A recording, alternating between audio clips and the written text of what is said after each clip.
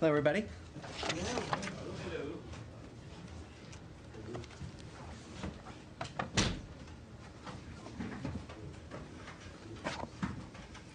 Look at the sound. All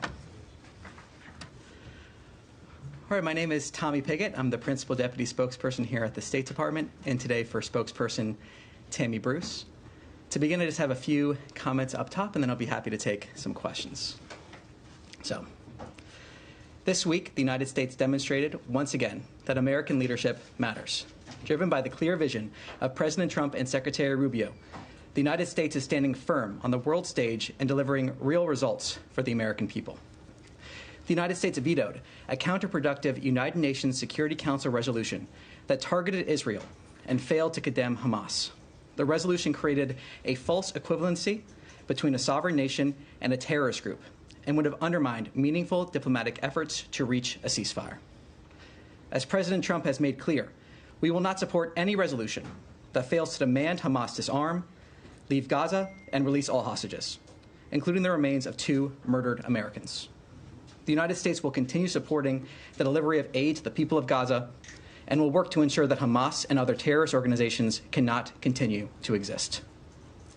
This is the first Security Council veto of the Trump administration, and we are proud to use our veto on such an important issue.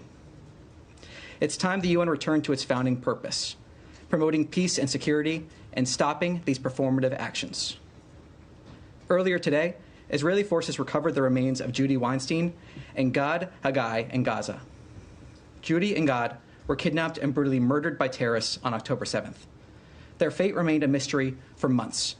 Even after the worst was confirmed, their families were denied the dignity of a proper burial for more than 600 days. We hope their families can now find some measure of peace.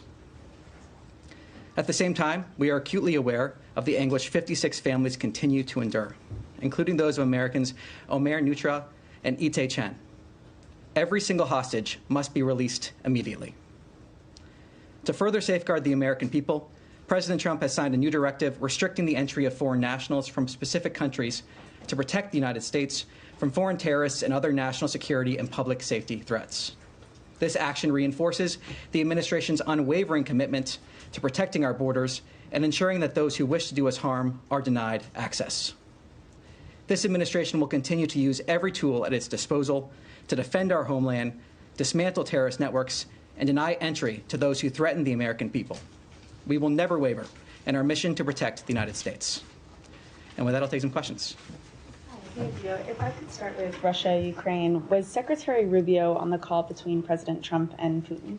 Nothing further to add besides what's already been publicly said. Okay. And then President Trump said today that Putin told him he had no choice but to attack Ukraine following Kyiv's latest attacks. Trump said he told Putin not to do it. Has the U.S. communicated to Russia any red lines that it does not want to see crossed? Look, what's been clear from the very beginning, and President Trump has made this clear, is that he wants to see de-escalation. He wants to see direct dialogue. He wants to see peace. That has been his driving motivation on this from the beginning, to end the carnage and the bloodshed. As you said, the president spoke to this. Nothing further to add to his comments, but his motivation here has been very clear from the beginning, to get to that direct dialogue and stop this bloodshed.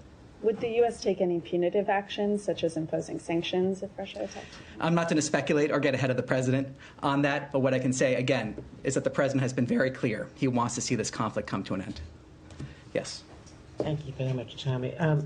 Can you explain the apparent conflict between the State Department's position regarding Afghanistan, the safety, relative safety and security of the Taliban government, regarding the decision made on withdrawing temporary protective status for Afghans here in the U.S. as of July 12th, because it's safe enough, presumably, for them to go back, and the fact that the State Department has now decided that Afghanistan is not safe, so it is on the list of states for which immigration is banned. So we're talking about two dynamics here. When it comes to the specific of TPS, temporary being the operative word here, I refer you to DHS for more details, but it was always a temporary benefit, a temporary protection that's in the name itself. So we have that dynamic, and people that are here, people that were here on temporary protected status have had opportunities to apply for permanent residence here in the United States. So you have that dynamic of a temporary protected status that was temporary. versus the second dynamic of the ability to vet people entering this country, the ability to ensure people coming into this country on a visa are properly vetted. So without getting into specifics of individual countries, the White House has put out a fact sheet on this that I would refer you to for more specifics. But the idea of people coming into this country, the ability to properly vet is a separate dynamic. And we have to have confidence that we can vet people properly. And I think the American people would expect us to have that. So what we're looking at here is, can we vet people properly? Are there terrorist concerns? Do we see visa overstays in regards to some of these countries? Those are some of the driving purposes here. So we have those two separate dynamics when it comes to Afghanistan. Just to follow up, there are large numbers of American veterans, those who have fought in Afghanistan, and also including State Department personnel, and CIA personnel, others who have worked with the U.S. government, who feel very strongly that many Afghanistan refugees are at risk if they go back because of their connections to the United States in the past, in the present time, and that going back, particularly for women, is of high risk as well. And they're asking why it is not a different case, why Afghanistan is being treated this way after the Afghans worked so hard to try to help us during the war. Well, the temporary protected status is only one dynamic when it comes to the many different ways that people from Afghanistan have come to this country. And again, I'd refer you to DHS on the specifics of that TPS announcement. But I think those two separate dynamics are important, again, to stress. The temporary protected status, which is always meant as a temporary protection, versus the ability to vet people that are entering this country. And I think we have to have that realistic approach to say, are we able to vet people that are coming into this country? And the American people, I believe, want to see us be able to say that we can when we're looking at these visas. And this is part of a broader action, a broader emphasis from this administration with this action and other actions regarding visas to make sure we have that proper vetting in place. You don't think that we are violating a trust, a sacred trust, with many of these people who have put their lives on the line for the United States of America? Well, look, I think when it comes to this, again, the TPS is one dynamic of the many ways that people from Afghanistan have come to this country. Special immigrant visas, for example, exceptions related to that are in the proclamation itself when it comes to the proclamation we saw yesterday. So I think, again, we're looking at two different dynamics. A temporary protected status that, again, was always meant to be temporary. There was the opportunity for those that were here on TPS to apply for permanent residence, while then also having the secondary part of it, which says, are we able to vet people coming into this country? And I think those are two separate dynamics. Yes. Can I continue with Andre's question a bit? When it comes to the travel restrictions, I mean, there are a number of countries that were taken quite a bit by surprise by this. I know just Chad right now said that they're going to retaliate.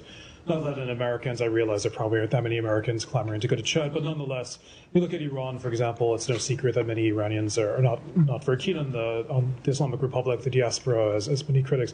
Is there a sense more broadly that the United States is losing the proverbial hearts and minds by blanketly saying that all these people, just purely on basis of nationality, have no right to come in, rather than seeing them as individuals? Well, look, this is a national security imperative.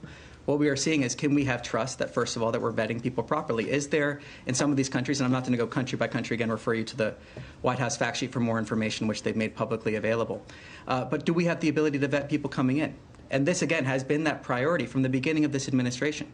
Can we say with confidence that people coming to the United States have been properly vetted? Is there a central authority in these countries that can confirm that? Can we trust what they're telling us? A whole host of different issues that are important to figure out here. And I think another part of this is we're in constant communication with countries around the world to try to determine ways that we can have that be the case, where we can have proper vetting procedures, where we can have confidence with who's coming into this country.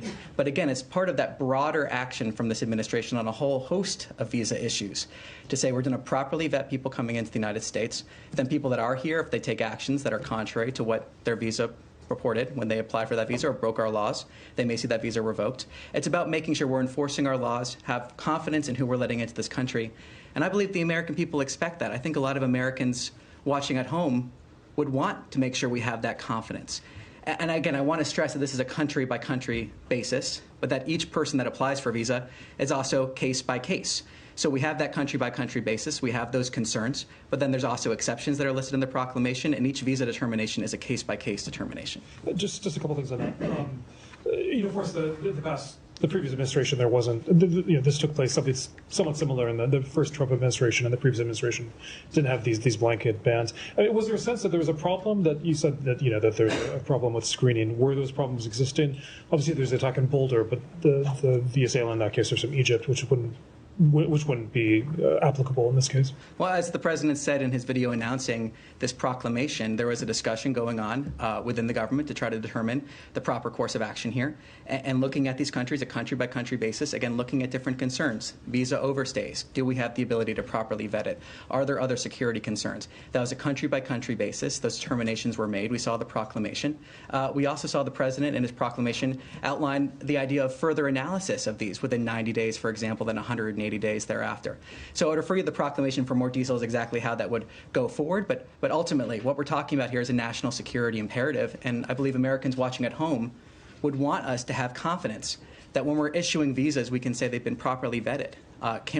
Do we have that ability? And this is part of that broader effort from this administration to make sure that we're properly vetting people that come into the United States. Okay, just one more. The World Cup, of course, is coming up, and then the Olympics after that. The United States said to FIFA that basically, that obviously people will be welcome here. The secretary himself said that the U.S. will be welcoming in soccer fans to come see the World Cup games that are here. Iran is among the countries that has qualified. Will there be special consideration there, soccer fans coming in for FIFA? Well, there's in the proclamation itself, there are exceptions that were listed regarding coaches and players and the like that I would refer you to the proclamation for. Well, I think both people that are coming and Americans would hope that we can have confidence that when people come to the United States, when they come, that they are properly vetted. I think this goes to the exact same consideration. I think this is part of what it means to host an event of this magnitude, to make sure that we can have that confidence. And again, we're in constant communication with countries about ways that we can see the vetting process we need to see, have that collaboration, make sure that we're having those security concerns addressed. So this is part of what it means to host an event. And I believe people coming from all around the world, Americans going to these events, would want to see actions like this. We take security concerns extremely seriously. We want people to be able to go to the World Cup and do so safely. Tommy, sorry, can I just, if there was a 2-minute warning, I missed it. Oh, no worries. It's all right. There was, though I heard it may have gotten lost in the ether. Okay. All right. This is just, in your first response to Sean, you talked about some of these countries lacking a central authority to vet. You're saying that you want other countries to vet people for U.S. visas? No, this is just a concern we have. Can we ensure that people coming from these countries are properly vetted? What does the central authority in a foreign country have to do with your vetting process, which is done entirely by the U.S. government? Well, there's whole ideas of documents provided by people applying for a visa. There's this whole idea of people providing passports or other types of documents in order to be vetted. So you're saying that these countries don't have you have no way. You have no trust in the viability or the authenticity of. Well, what I can say is that there's security concerns of our ability to properly vet people coming for a visa. That's what I can say. Okay, and then will anybody who currently has a visa have it revoked under this proclamation? Well, this proclamation is about entry, so that's what this proclamation is focused on. I thought it was about visas. Well, it's about entries in terms of visas. Yeah. So, I mean, if you're well aware, just having a visa doesn't mean you get into the country. Yeah, no, you're saying people here, correct? If I understood your question correctly? No, I'm saying people either here or who happen to be in, I don't know, Australia or something, but they have a visa and they are from one of these countries. Will their visas be revoked? Will anyone? Well, I'm not going to get into hypotheticals at this point in terms of that. What I can say again is that this proclamation is about a national security imperative, and visa determinations are a case-by-case determination. So we see that constantly when it comes to visas. What we're saying here on a country-by-country basis is that we have concerns about visa overstays. We have concerns about countries accepting nationals that have overstayed their visa. The bottom line is that you do not know if anyone who currently has a visa, who is either in the United States or outside of the United States, but holds a passport from one of these countries, will have their visa revoked. Well, I'm not going to speculate on a specific hypothetical. I'm not asking you to speculate on anything specific. I'm asking, if you don't know the answer, then it is clear that this wasn't really thought through that well. No, I think it was thought through. What we're seeing here is concerns about certain securities. So what happens? So what happens? Again, it's a case-by-case basis. You're asking me a hypothetical situation. It's a case-by-case basis. What are the instructions that have been sent out to embassies and how to deal with it? Well, I'm not going to talk about our internal communications. This is ultimately, fundamentally, a national security concern. These determinations are made on a case-by-case basis. I've addressed that. I think we're going to, yes. I have one more about China, though. Yeah, green jacket. Oh, thank you. Yes. Thank you so much. Although there are a lot of questions and explanations, I believe there are still some doubts among citizens from the 7 countries that are with restrictions on this travel ban. So in a general matter, if you could explain what those restrictions means for those citizens. Sorry, one more time. I lost you right there. Travel ban for the countries that are in the list with a partial restriction, the 7 countries, including Cuba and Venezuela, for example. I believe many citizens that are still doubts what means this restriction. So what does mean? Yeah, when it comes to those, the White House has put out a fact sheet talking about those countries, the partial restrictions. I would refer you to that fact sheet for more information. It's available on their website From there. the perspective from the State Department, what does mean from those who are not here and for those who are here in the country and might want to leave and then come back? Well, again, it's a case-by-case basis, and we have concerns that we want to see addressed, and that's what this is part of addressing. Thank you. Yes. Thank you. Thank you, Tommy. I have 2 questions. First question, Sergei Shoigu, head of Russian State Security Council, and Kim Jong-un, North Korean leader, met in Pyongyang today and agreed that the North Korean troops will remain in Russia even after the war between Russia and Ukraine ends. What is the United States' view on this, and what is your position? Well, we've talked about many times in terms of from this podium, North Korea and Russia. I'll repeat what we have said there before, is that third countries like North Korea that have perpetrated the Russia-Ukraine war bear responsibility. We continue to be concerned about North Korea's direct involvement in the war, North Korea's military deployment to Russia, and any support provided by the Russian Federation to the DPRK in return must end. One more kick. Regarding the U.S. response to the South Korean presidential elections, the White House said that the U.S. remains concerned about and opposes China's interference and influence in democratic countries around the world. And China wants that the United States should stop its actions to show discord in South Korea between China and South Korea relations. Can this be seen as a U.S. concern that the elected South Korean president is more pro-China than pro-United States? Look, what I can say is that we congratulate President Lee on his election as the President of the Republic of Korea. And on more details, I'll take that question back to see if we can get you an answer on that. Yes, sir. Yes. Thank Yes. Mm-hmm. Yes. Yes. Yeah. Thank you, Tommy. Change topic. Okay. I'm going to talk about the West Bank. Today marks the 58th anniversary of the occupation of the West Bank and East Jerusalem. And is the West Bank on your radar? Because there has been a spike, a huge spike, as a matter of fact, in settler violence against the Palestinians and Israeli army violence against Palestinian villages and so on. They're being locked at night. They're not allowed into their farms or to tend their animals and so on, or even go to school and all these things. My question to you, is there someone or an office within the embassy in Jerusalem or anywhere or in this building that follows up on what happened in the West Bank, and what measures are you taking? Well, look, what I can say, as we've said here before, is that certain functions have been put underneath the embassy in Jerusalem under Ambassador Huckabee. That's the most I can say on that here. Okay, so where do Palestinians go if they have a grievance that they can raise with the Americans? You know, some Palestinians have U.S. citizen and so on. Do they go to a certain office, say, you know, there's been an attack on my land, there's been an attack on my kids, whatever? Do they go to a place where these grievances can be aired and expressed?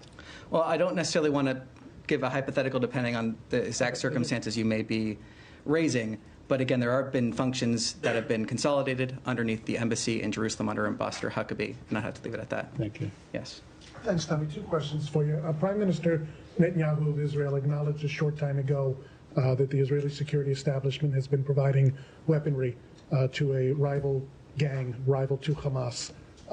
Number 1, was that done in coordination with the American government? And number 2, is it in line with American policy in Gaza? Well, look, I have nothing to preview on that. I'll take back the specifics, see if we can get more of an answer on that. What I can say is our approach and our policy remains that we stand with Israel and we stand for peace, and those are our goals that we want to see. Second question, it's kind of a different way of asking a question that was asked the other day. Who's currently in charge of the Lebanon portfolio here at State? Well, I mean, we see a whole host of people that are involved in this issue. Who oversees it? I mean, I have no personnel announcements to really announce at this time, but what I can say, yeah. Who oversees it? I mean, we have a whole host of different people that are involved in this. I mean, we see members of Ambassador Witkoff's team. We see different members of the Bureau. We have a whole host of experts here at the State Department that are involved in this. Yes, sir. Yes. Yeah, Thank you, Tommy. Two questions, one question on Iraq and the other one on Iran. There are reports being published by Wall Street Journal talking about the Iraqi militia group. Is they involved? I'm sorry, could you speak up just a little bit? There were reports published by Wall Street Journal which says that the Iraqi militia groups involved in extracting illicit funds for Iran throughout the Visa and MasterCard payments. I'm wondering if you have any comments on that, and how do you view these militia groups inside Iraq, which they are serving in the interest of Iranian government? Well, look, we've been clear in terms of when it comes to the militia groups that militia groups within Iraq should report to the Iraqi government. Beyond the more specifics of your question, I'll take that back and see if I can get more specifics on that. Yeah, and the second question, do you have any updates for us about your negotiations with Iran? We've heard about from the Iranian officials, including the Iranian Supreme Leader, Iranian Foreign Minister, which they said that the proposal you sent to them, it's incoherent, disjointed, and very unrealistic. And they've made clear that Iran will never accept any proposal, any deal which requests them to abandon all nuclear consortium outside Iran. Well, look, what I can say is that Senior Advisor and Special Envoy Witkoff sent a detailed proposal, and we encourage the Iranian regime to accept it. It is in their best interest to accept it. We've also been clear again and again and again that the Iranian regime can never have a nuclear weapon, that there is a good option and a bad option in regards to that. Beyond that, it is not in our national interest to negotiate these issues publicly. But I can say that it is in the Iranian regime's best interest to accept the proposal that was given by Special Envoy Witkoff, and again reiterate what has been made clear from the beginning, that the Iranian regime can never have a nuclear weapon. Will the next round of talks with Iran depend on their response to this proposal? Look, we expect to meet with the Iranians again soon, but beyond that, I have nothing to preview. Yes. Thank you so much. Going back to Ukraine, if I may follow up on the exchange with my colleague. Given the president's early comments comparing the conflict to a schoolyard, fight, dispute, if you want, are you concerned that Russia might deem those comments, particularly when the president said that they should fight for a while, as a green light to fight? The president has been clear from the beginning that he wants to see this conflict come to an end. He has been clear from the beginning that his driver, his motivation here is to end the bloodshed, to end the carnage, to end the conflict. He has said that again and again and again. He has also encouraged de-escalation. He has encouraged the parties to come to the table to have direct talks. He has been clear that's what he wants to see. So he's made his position on this clear, and I think the framing of that question, honestly, he has been very clear on this, that he wants to see this carnage come to an end. He wants to see this bloodshed stop. But he also made it clear that peace talks are right now basically going nowhere. Why no pressure on Putin right now? Well, look, again, he spoke to this just a little while ago, that he wants to see those direct talks happen. So I'm not going to get ahead of the president in terms of what he may or may not decide to do. But what the president is able to do, and it's a credit to his leadership, that we've seen the progress towards peace that we have seen the parties engage in some sort of effort to try to get to that ceasefire. That's the goal. That's what the president wants to see. That's his driving motivation. And as he just said a little while ago, that remains his motivation here. Thank you. I have one more question, if I may, different topic. USA, GM, VOA reporters, journalists, colleagues, they've been in town, they were working for the U.S. government, and some of them are from dangerous countries. Now 50 of them, 50, are about to lose their J1 visas. Does the State Department have any plan to protect them? Well, look, I'm not going to comment on specific cases like that. As spokesperson Bruce has often said from the podium here, there are, though, many different ways that people can enter this country in terms of visas and the like, but I'm not going to comment on specific cases. Yes, sir. Yep. Back to Russia and Iran. President Putin has expressed willingness to help the U.S. in talks with Iran. Question is whether President Trump has asked Mr. Putin specifically to help with this, or is it an offer by the Russians? And at this point, why would Russia want to help? Well, look, I have nothing to preview beyond what the president said in his truth just a little while ago, or yesterday, whenever that truth came out. Yes. Can I follow on the topic of Russia? And I'm sorry if you addressed it in the 2 minutes that I also missed at the top. Was the Secretary able to join for the Putin call or the call today with President Xi?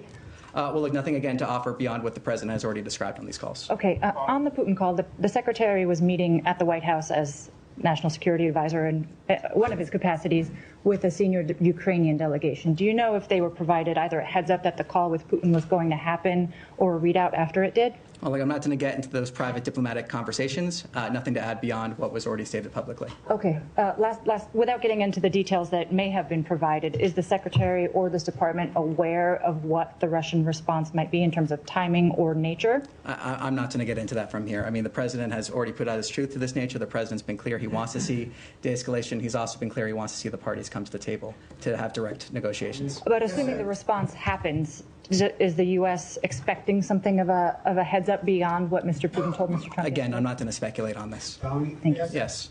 Thank you, Tommy.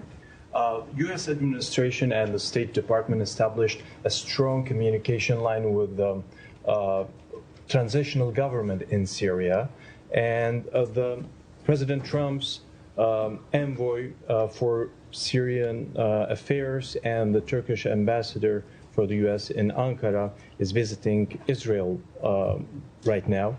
And during this visit, Israel just started to target some places inside Syria, which stopped before with the intervention of Mr. Trump, convincing the Israelis that after these communications started with the transitional government. How do you see the targetings of the Israeli Air Force towards targets inside Syria at the time that the ambassador is visiting Israel? Well, look, what I can say is that the United States continues to support efforts that will bring lasting stability and peace between Israel and Syria. A stable and peaceful Syria is in everyone's security interests. And that's what I have to say in terms of that question there. All right, thank you. Can we get one more? Can I ask one question?